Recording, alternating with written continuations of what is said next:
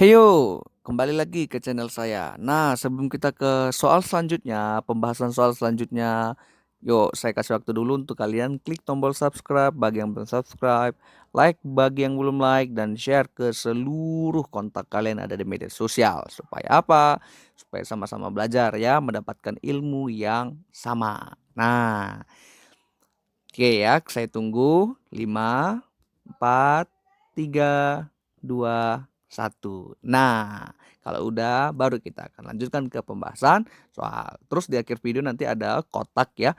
Itu kalian bisa klik untuk menonton ke video selanjutnya tanpa harus bolak-balik lagi. Oke? Sampai bertemu di soal berikutnya. Soal nomor 17. Perhatikan gambar. Nah, ada segitiga ABC dengan siku-siku di C ya. Tentukan luas segitiga ABC. Pertanyaannya luas segitiga ABC. Putuskan apakah oke. Pernyataan pertama kita analisis terlebih dahulu. Dikasih tahu bahwa panjang dari CD adalah 12 cm. Ini adalah 12. Berarti kalau CD 12, ini siku-sikunya di sini, sehingga ini membentuk Pitagoras ya. Maka kita dapat panjang BD atau DB-nya. Berarti BD sama dengan akar dari sisi miringnya kan yang BC atau CB ya. Berarti CB kuadrat dikurang CD kuadrat sisi tegaknya. Nah, maka dari situ langsung kita masukin angka yang sesuai. Maka CB-nya adalah 15 ya, berarti akar dari 15 kuadrat dikurang CD-nya 12, berarti 12 kuadrat. Nah, ini 225 kurang 144, berarti akar 81 ya, berarti 9. Nah, akar 81 sama dengan 9, oke, berarti 9-nya ini udah ketemu. Nah, terus bagaimana cara menentukan luas segitiga? Berarti kan luas dari segitiga ABC yaitu setengah alas kali tinggi. Alasnya adalah BC, sedangkan tinggi BC atau CB ya. Ini intinya ya. Tingginya yang ini karena siku-sikunya di sini. Berarti AC. Nah, kita udah dapat BC-nya yaitu 15. Terus dapetin AC-nya dari mana? Nah, dapetin AC-nya nanti kita cari dulu berapa dari sisi AB-nya. Nah, terus mendapatkan AB gimana? Ya, AD tambah DB. Dapetin AD-nya gimana? Kita gunakan kesebangunan. Nah, sebangun ya. Berarti kalau segitiga yang sebangun, nanti rumusnya kalian coba cek lagi, yaitu yang CB kuadrat sama dengan, jadi ini gitu ya, dikalikan nanti hasilnya BD dikalikan dengan BA. Nah, gitu. Jadi CB kuadrat sama dengan BD dikalikan dengan BA. Nah, gitu. Maka CB kuadratnya sudah ada 15 kuadrat, kemudian BD-nya adalah 9, sedangkan BA-nya ya BD ditambah DA ya. BD-nya 9 tambah DA. Nah, maka nanti dari sini 225 sama dengan 9 kali 9 81 plus gitu ya 9DA. Nah, berarti DA sama dengan 225 kurang 81. Berarti 144 ya. 144 per 9. Ini nanti ketemu DA. Setelah ketemu DA, nanti ketemulah berapa panjang BA. Nah, gitu ya. Berarti DA plus BD.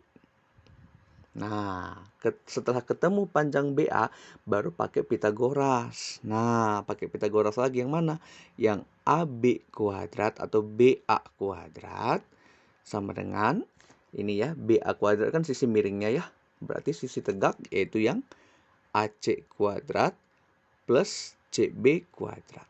Kita mau mendapatkan AC, maka AC kuadrat sama dengan BA kuadrat dikurang CB kuadrat. BA-nya udah ketemu nih dari sini. Nah, ini angkanya jelek. Yang penting kita tentukan dulu. Bisa nggak pernyataan itu dipakai gitu ya. Bisa dapat BA, dapat CB, udah ketemu panjang AC. Ketemu panjang AC, dapatlah luas segitiganya. Nah, artinya apa? Pernyataan satu cukup. Nah, jadi kita mau membuktikan aja cukup atau enggak gitu loh. Ya, berarti pernyataan pertamanya cukup. Sekarang kita uji pernyataan kedua. Dikatakan apa? Panjang AB sama dengan 25 cm. Nah, ini udah langsung enak. AB-nya udah langsung dapet dong. Nah, berarti AC-nya langsung kan. AC kuadrat sama dengan AB kuadrat dikurang CB atau BC kuadrat. Karena segitiga siku-siku dan Pitagoras akan berlaku nanti di situ. Nah, sehingga AB-nya 25 kuadrat, CB-nya 15 kuadrat. Kalau ini nanti kalian selesaikan, hasilnya adalah 20 cm. Nah, gitu kira-kira. Dapatlah C-nya. Ya udah, berarti luas segitiga ABC pun ketemu. Setengah, alasnya adalah CB, tingginya adalah AC. AC-nya segini, CB-nya 15. Udah, nanti ketemu berapa luasnya. Artinya, pernyataan 2 juga cukup. Sehingga, baik pernyataan pertama maupun pernyataan kedua sama-sama cukup. Berarti jawaban yang tepat adalah D. Nah, masing-masing maksudnya ya. Jadi pernyataan 1 saja cukup, pernyataan 2 saja cukup. Gitu. Jadi analisis dulu sampai ke sini. Bukan berarti kan nilai AC-nya nggak ada. Bisa dari kesebangunan segitiga. Nah, gitu kira-kira. Ya. Oke, itu untuk nomor 17. Kita lanjut lagi. Nah, ini nomor 18. Dikatakan in the given figure, P, Q, and R are centers of 3 equal circles. P, Q, dan R adalah pusat dari 3 lingkaran yang sejenis, ya, yang identik. Berarti ini di titik pusat, ini titik pusat. Nah, katanya apa? What is the area of the shaded portion? Luas area yang diarsir pada gambar berikut ini. Nah, berarti yang ini ya, yang warna ya inilah yang diarsir. Jika informasi pertama dikatakan QR dikasih tahu, is known. Yang kedua, the triangle is an equilateral triangle. Equilateral itu artinya segitiga sama sisi. Nah, kalau kita perhatikan, katanya ini titik pusat, titik pusat, titik pusat. Ini ke sini kan jari-jari, ini ke sini jari-jari, berarti ini kan diameter. Ini gitu juga, diameter, diameter. Artinya diameter, diameter, diameter.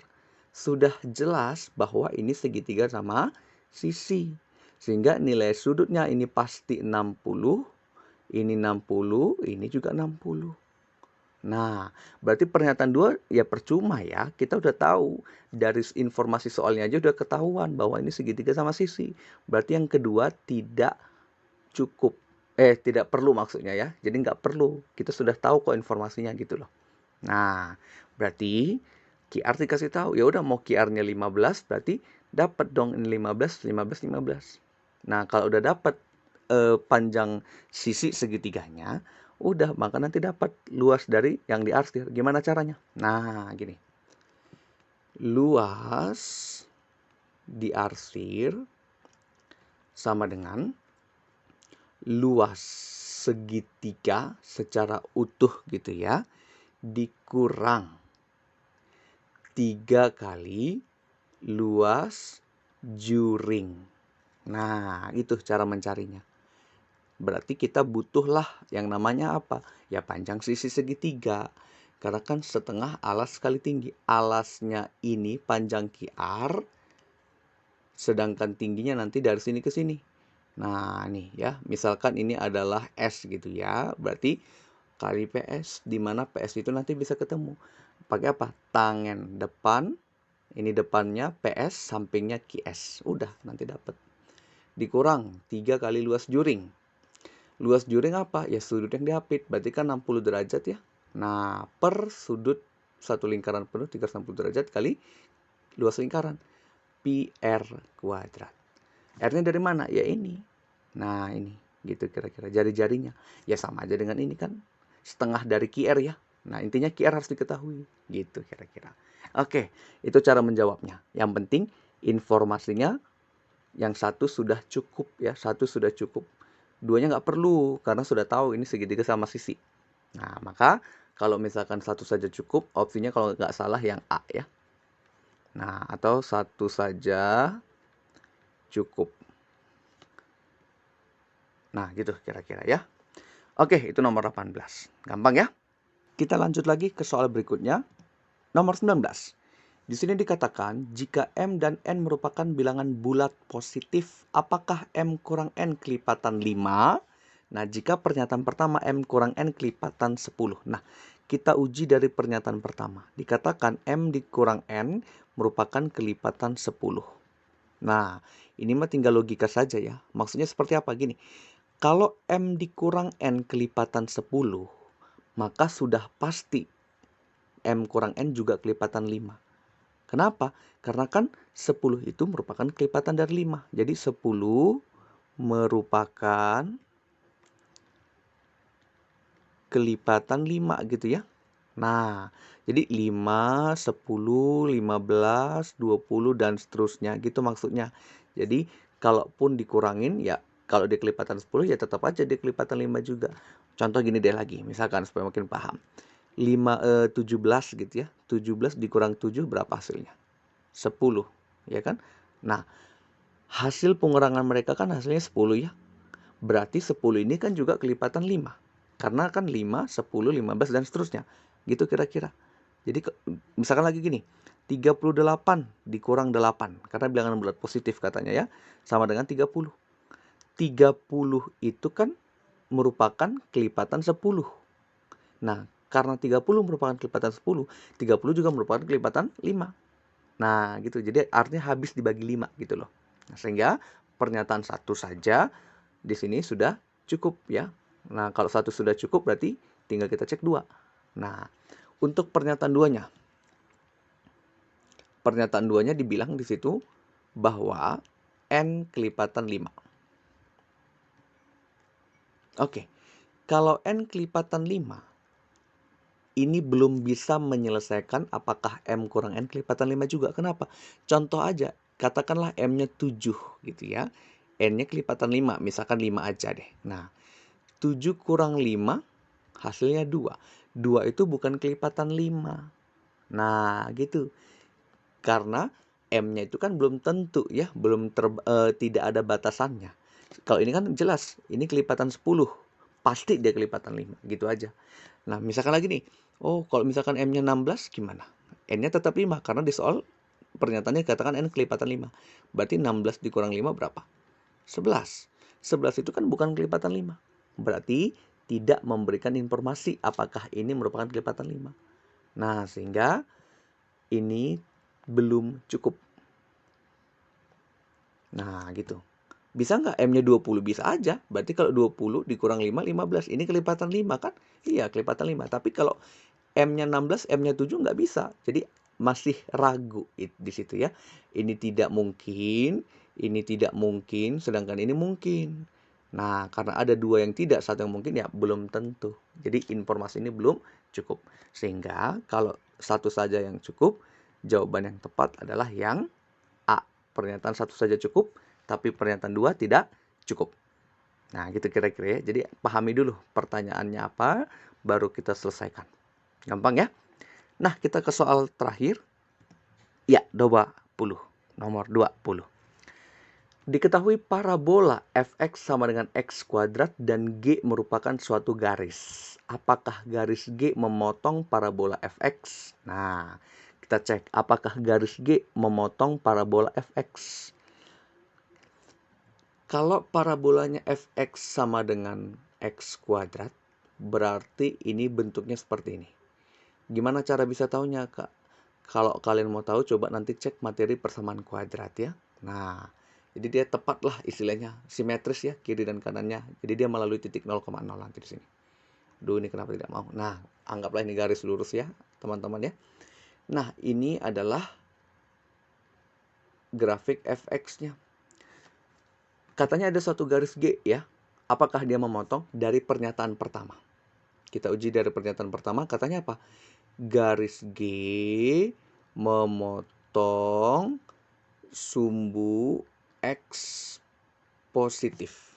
Nah, misal ya, di sini misalkan yang warna hijau. Sumbu X positif itu kan daerahnya daerah sini ya. Kuadran 1 dan kuadran 4 gitu ya. Bisa saja kalau dia memotong sumbu X positif, katanya di sini.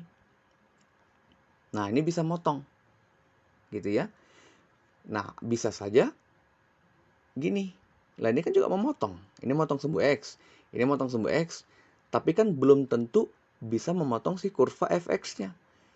Jadi ada dua kemungkinan. Karena ada dua kemungkinan, maka pernyataan pertama ini belum cukup. Nah, karena belum jelas. Bisa saja dia motong kayak gini, ya ini ya, G1 ya misalkan. Bisa saja dia tidak memotong, yaitu yang G2. Nah, gitu. Jadi untuk pernyataan satunya belum cukup. Sekarang kita cek pernyataan nomor 2-nya seperti apa. Nah, pernyataan 2-nya seperti ini nanti. Misalkanlah warnanya adalah warna merah. Garis G katanya memotong sumbu Y positif. Sumbu Y positif kan di sini ya. Nah, di sini kuadran 1 dan 2. Kalau dia diambil dari sini, pasti dia memotong. Kalau dia diambil dari sini, bukan 0 ya, ini anggaplah tidak 0 gitu ya, pasti dia memotong di sini titiknya. Kalau diambil dari sini pun, karena kan terhadap Y positif ya, berarti gini, nah ini memotong di sini. Nah, jadi sudah pasti memotong. Nah, gitu. Sehingga ini sudah cukup karena Y positif. Dia mau diambil dari sini, dari kiri, dari kanan itu tetap pasti memotong karena dari Y positif gitu kira-kira ya. Maka pernyataan 1 tidak cukup, pernyataan 2 cukup. Maka jawaban yang tepat adalah yang B. Nah, gitu aja kira-kira. Jadi kalian gambar dulu sketsa grafiknya seperti apa, lalu lihat ke pernyataannya seperti apa. Gampang pastinya. Oke, itulah kira-kira pembahasan kita dari sesi 1 sampai sesi 4 dan sudah tuntas 20 soal beserta soal bonus. Jadi sudah ada yang dari teman-teman kalian yang katanya sudah UTBK dan dari narasumber yang saya dapatkan ada soal tambahan ya, soal yang berubah dari UTBK tahun lalu. Nah, itu dulu dari saya. Mohon maaf kalau ada salah ucap ataupun ada salah materinya. Boleh nanti kita diskusi di kolom komentar. Kalau ada pertanyaan silahkan. Atau di DM di IG saya ya. Boleh silahkan. Baik, jangan lupa untuk tetap semangat belajar. Dan jangan lupa juga untuk subscribe, like, dan share videonya. Salam semangat dan sukses selalu. Terima kasih.